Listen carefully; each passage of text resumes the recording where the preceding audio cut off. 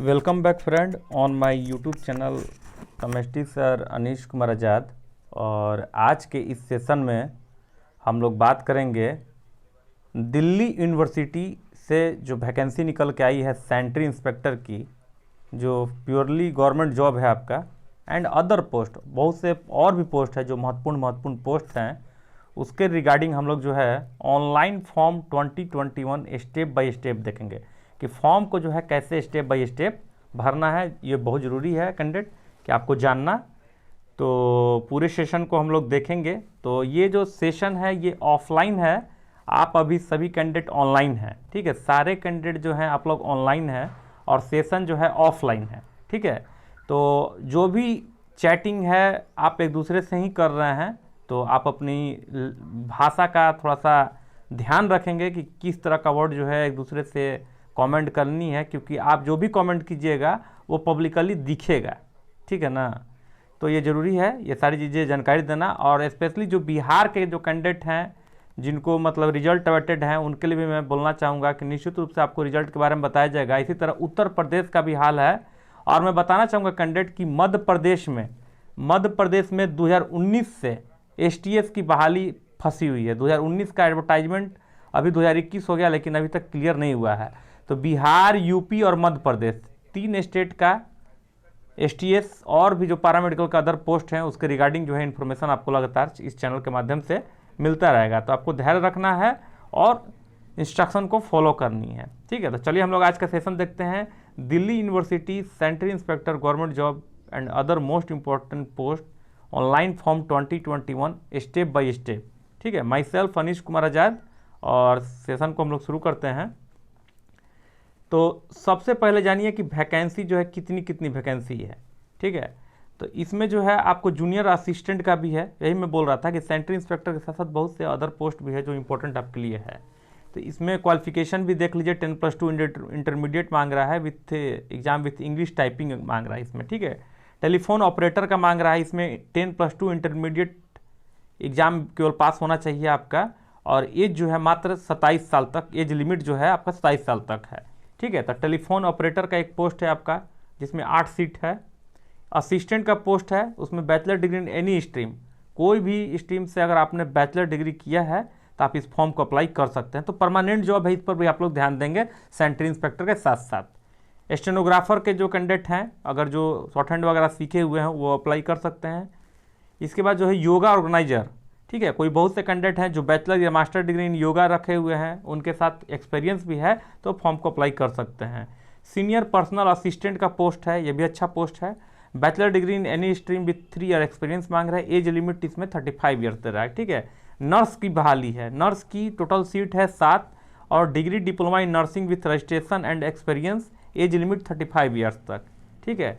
इसी तरह assistant manager guest house, इसमें जो है डिग्री चाहे diploma in hotel management with year experience, ठीक है। जूनियर इंजीनियर सिविल का भी पोस्ट है और जूनियर इंजीनियर इलेक्ट्रिकल का भी पोस्ट है। तो उसमें भी जो एज जो है वो 30 साल तक है, आप देख सकते हैं। एक्सपीरियंस मांग रहा है, डिग्री डिप्लोमा होना चाहिए सिविल में या इलेक्ट्रिकल इंजीनियरिंग में, ठीक है। असिस्टेंट सिक्योरिटी ऑफिसर है, उसका भी पोस्ट है। Bachelor degree in any stream with 10 year experience आपको मांग रहा है। सीनियर असिस्टेंट का पोस्ट है, उसको भी भर सकते हैं। Bachelor degree master degree in any stream मांग रहा है। हिंदी ट्रांसलेटर में हिंदी से आपको मास्टर डिग्री होनी चाहिए, साथ ही साथ 2 साल का एक्सपीरियंस होना चाहिए। तो ये इसलिए बता रहा हूँ कि सैनिटरी इंस्पेक्टर के साथ साथ ये भी महत्वपूर्ण है। बहुत से कैंडिडेट जो है सैनिटरी इंस्पेक्टर के इंतजार में ही रह जा रहे हैं कि सैनिटरी इंस्पेक्टर आएगी तभी मैं बनूंगा। तो बहाली तो आपको सैनिटरी इंस्पेक्टर मिलेगा, लेकिन जो भी और इंपॉर्टेंट बहाली मिल रही है उस पर भी आपको ध्यान देना होगा, ठीक है। और सैनिटरी इंस्पेक्टर तो अभी मैं बताऊँगा ही, आगे मैं दिखाने की कोशिश कर रहा हूँ।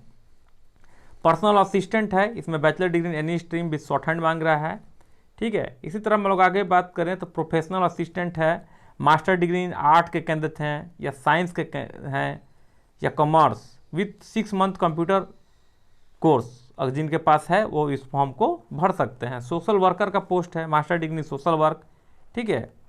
MSW master in social work, MSW के जो कैंडिडेट हैं उनके लिए है।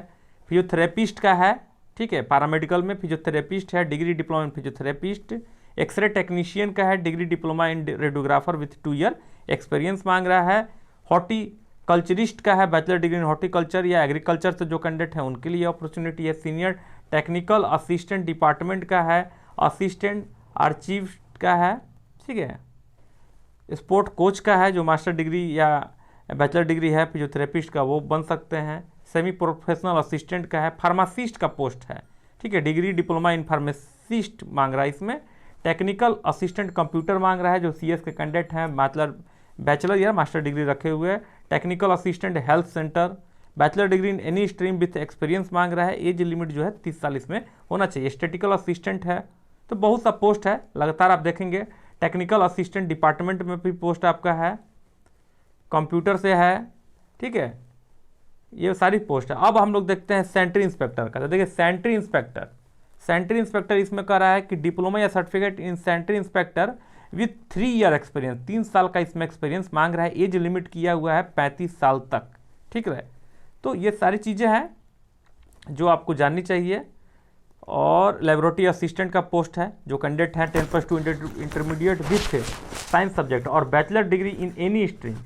देखिए बहुत अच्छा ये अपॉर्चुनिटी है कैंडिडेट के लिए कि इसमें कुछ स्पेशली आपको नहीं मांग रहा है। लेबोरेटरी असिस्टेंट का जो पोस्ट है, लेबोरेटरी असिस्टेंट का 10+2 इंटरमीडिएट विथ साइंस सब्जेक्ट और bachelor degree in any stream, ठीक है। एज लिमिट 30 ईयर्स का। तो इसको आप देख सकते हैं, पोस्ट कोड भी दिया हुआ है। वर्क असिस्टेंट है, तो ITI वाले कैंडिडेट के लिए। असिस्टेंट स्टोर का है, ठीक है। तो लाइब्रेरी असिस्टेंट का है, प्राइवेट सेक्रेटरी है, सिक्योरिटी ऑफिसर है। तो बहुत तरह का पोस्ट है आपको, जो आपको लगातार मैं अपने स्क्रीन पर दिखा रहा हूँ और मैं बताता थक जाऊँगा, लेकिन पोस्ट आपको ख़त्म नहीं होने वाला है। तो स्पेशली सेंट्री इंस्पेक्टर का भी इसमें है। तो ministry of education government of India Bharat सरकार की है। Recruitment for Delhi university DU 2021 national testing agency आपका एग्ज़ाम लेगी साथ में। तो देखिए फॉर्म को स्टेप बाय स्टेप कैसे अप्लाई ऑनलाइन करना है। तो पहले जो है एप्लीकेशन क्या करना है आपको, अप्लाई फॉर ऑनलाइन रजिस्ट्रेशन। पहले आपको ऑनलाइन रजिस्ट्रेशन करना है, फिर फिल ऑनलाइन एप्लीकेशन फॉर्म।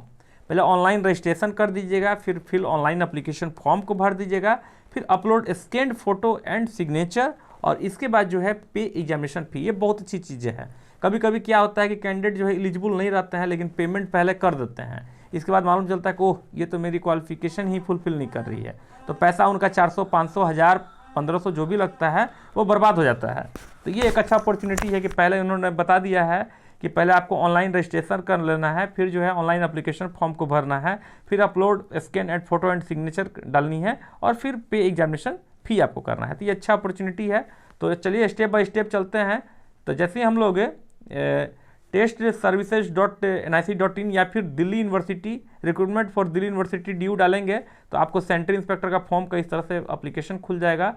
और यहाँ पर जो है आपको देख लीजिए स्पष्ट रूप से आपके स्क्रीन पर दिख रहा है, recruitment for Delhi university DU 2021 application form है। वहाँ पर आगे हम लोग बढ़ेंगे तो इसमें आपको जो है एक ऑप्शन आएगा न्यू रजिस्ट्रेशन। देखिए आपके स्क्रीन पर न्यू रजिस्ट्रेशन दिख रहा है। न्यू रजिस्ट्रेशन यहाँ क्लिक करना है और यहाँ क्लिक करके आपको आगे बढ़ना। कोई कैंडिडेट पहले से रजिस्ट्रेशन कर दिए हैं, फॉर्म को पूरा करना है, तो एप्लीकेशन फॉर्म एप्लीकेशन नंबर से आप जो है आप इसे कंप्लीट कर सकते हैं, ठीक है। तो ये इन्फॉर्मेशन है। अब जैसे ही वहाँ पर हम लोग क्लिक करेंगे तो आपको इस तरह से खुलेगा अगला पेज, और उसमें देखिए स्टेप बाय स्टेप मैंने जैसे बताया था कि पहले रजिस्ट्रेशन है, फिर एप्लीकेशन फॉर्म है, फिर इमेज अपलोड है, फिर फी पेमेंट है। अच्छी व्यवस्था है, बहुत अच्छी व्यवस्था है दिल्ली यूनिवर्सिटी की, ठीक है, जो कि सेंट्रल गवर्नमेंट के अंडर में फुल्ली कंडक्ट हो रही है।